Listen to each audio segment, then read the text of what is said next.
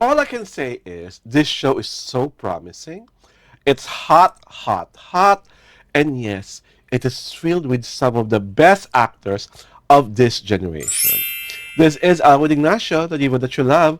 Together with me is my kumaring Ultra Maldita. Hi, this is Alex Brosas. You are watching the Kitty Show, ang Tarayan at Halakian Showbiz Edition. Before we even go to the perfect 10, ang tukaan ni na Joshua Garcia as Teo and Ivana Alawi as Yana ba? Yana, Yari, Yana. as Yana. Doon muna tayo sa show. Anong impressions mo, Mare? After we watched, ikaw muna, the first episode. Anong nagustuhan mo sa first episode na pinakita sa atin? Wala. Wala kang nagustuhan? Wala akong hindi nagustuhan, gaga. So anong gustong-gusto mo? Eh, di mo Pan ka agad. Oo. Tinatanong mo ako Doon na tayo kaagad? Oo. Ako, Diba? Before we even go to Love Lapan, I would like to appreciate the following actors first. Irma Adlawan, Ay! who Very, played ano? the nanay of Ivana Alawi na may cancer, Sakit, obviously. Si Irma Adlawan po, nagpakalbo. Or kalbo, sa nasabing Kalbo lang. Prime Video. Irma, lagi mo namang ginagalingan na masyado. Lalo na yung eksenang una kayo nagkita ni Joshua, ni Teo. Parang madir na madir. Parang Oo. totoong-totoo talaga na Yeah. giliw na giliw siya sa pagdating ng binatang bumibisita sa kanyang anak. 2, Jane Oinesa.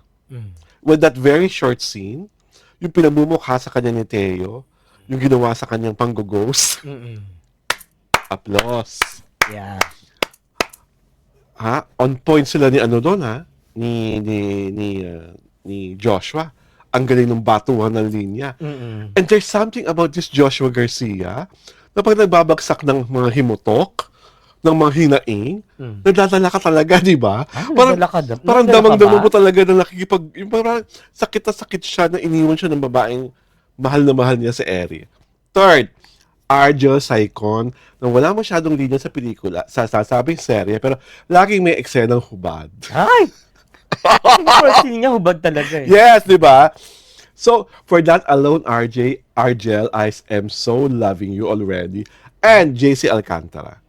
Oo. Yung batang Piningasan ng ano. pinangasan ng tenga, tapos gustong maghiganti, pero alam mo naman, bambo. And Morocco. Oo. Diba? There's something so exotic and so mainit and so nakakapagpalapot about Morocco. Pero ang ganda niya, no? Ang ganda ng pagkaka-capture ni Direk Jojo Sagum at ni Direk Mano Palo nung buong feel at area ng Morocco. Alam mo, yun ang attraction, first main attraction ng series. Because this is the first time that a Filipino teleserye was shot in Morocco. Morocco. Diba? Yes. So makikita ng mga televiewers the beauty of Morocco which they have never seen Oo. in a series. At sa umpisa pa lang, kitang-kita mo na agad yung mga cultural aspects ng Morocco, yung mga nagtitinda-tinda lang naman kung ano-ano, yung mga naglalaro-laro sa ahas, diba? Tapos yung may mga belly dancers sa gilid at kung ano-ano pa. At nakikita mo talaga yung lugar. Parang, ako minsan parang iniisip ko, nakasakan black kaya lahat. Kasi parang init-init doon sa lugar, diba? Pero there was something so parang there's something mystical about the whole place. No? May magic. Kasi nga siguro unang sigwada bago sa paningin natin yung lugar. And of course, eto na.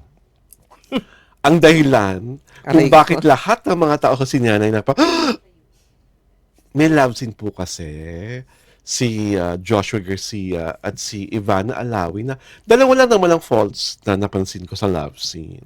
Number 1, si Ivana Alawi parang nag-pay tribute kay Christina Gonzalez. Talaga? Oo, ng mga ST days si Christina. Diba kasi Christina noon, pag nakikipaghalikan, laging nakatikom ang kanyang bibig. Which is something that Ivana did in her kissing scene with Joshua Garcia. Number 2, yung there's got to be a morning after. Hindi ba?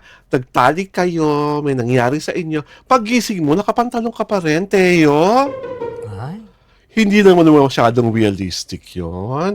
Lalaki ka naman, pwede naman nakadapa ka lang, naka-boxers. Hindi, dapat all out na. O kaya, wala kang boxers, naka-cover lang ng kubot na manipis. Hindi, wala na. Talagang ano na.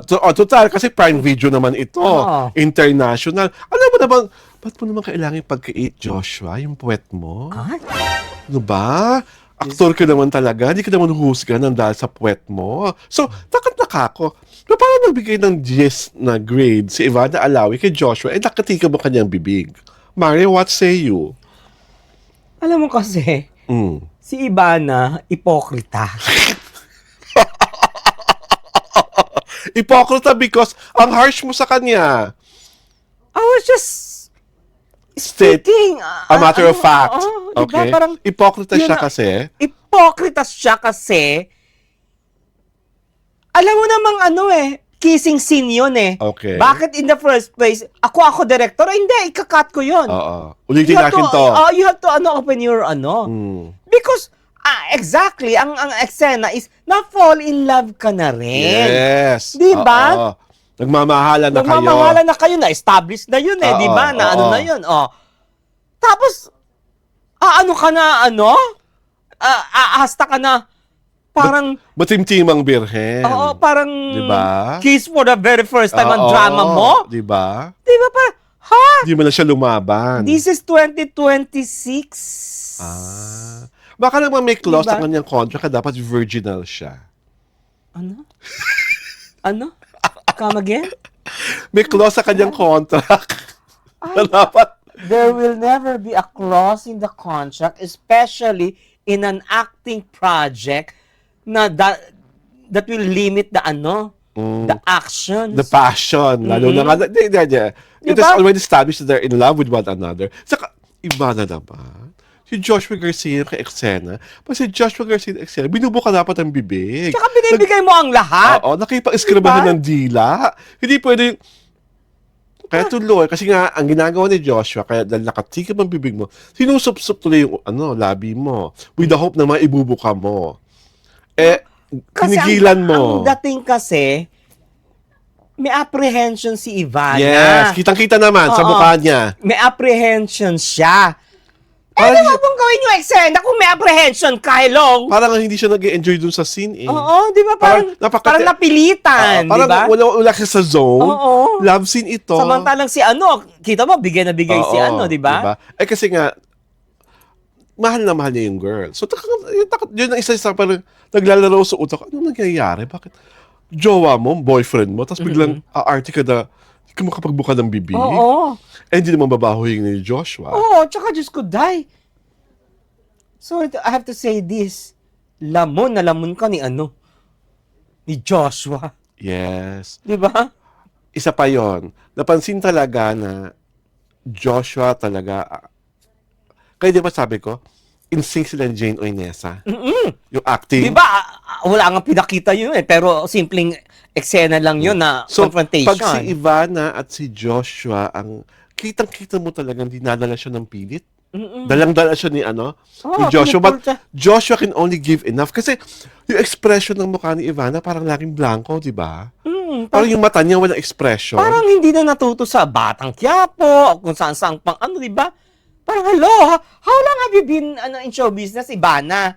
Parang hindi ka natututo. Well, I would like to give her the benefit of the doubt kasi first episode pa lang. Mali mo naman sa mga succeeding episodes, bumongga siya. Hindi talaga? Hindi! Wala talagang pag-asa? No, wala. Di ba? So maganda lang siya. Not even. Tsaka, Hindi, hindi, maganda talaga siya. maganda naman talaga siya. Pero, Maganda at sexy siya. pero yung acting, kulang na kulang. Tinimbang ka, ngunit kulang. Di ba? Oh, Diyos ko. Parang, Paano pa pag naka-eksena niya si Dina Bonnevie. oo. Si Michael De Mesa. Eh, di ba nga Ay, na- ang magaling na si yung underrated, Jameson Blake. Oo. Di ba? Di ba? Ito nga, di ba? Pag naka-excel niya si Irma Adlawan, Oo. parang walang kabatuhan si Irma, di ba? Sa eksena. Oo. I was wishing for somebody mas parang hindi baka ko si Jane De Leon pa yan, Carrie eh. Ay, oo. Diba? Kailangan dito sa role may landi. Diba? May Hindi- haliparot factor. Hindi lang haliparot factor. Kailangan marunong umarte. Kasi Oo. ang ganda-ganda ng character. Mm-mm. Ang ganda-ganda ng pagkakasulat. So, nung pinapanood mo si Ivana, ikaw yung Nakukulangan. ikaw yung naaalangan na parang, sayang naman si Joshua. Mm-mm. Diba? But that is observation lang po namin yon ha. I'm sure naman mapapanood nyo rin dahil, at makikita nyo na, ay, tama nga ang mga taga-Kriti Show. Ipapalabas po ang Love is Never Gone sa May 6. 8. May 8. Only On sa Prime Video. Prime Video. Every episode po, kada Friday, 2 episodes. Diba? Dahil dyan, iniimbitahan po namin kayong manood sa reality show sa Jerry Tirada YouTube channel at syempre pa sa aming Facebook page. Kami po ay pinapalabas tuwing Sabado at Linggo alas 4 ng hapon. Sa muli, ako po si Alawad Ignacio, Diva That You Love.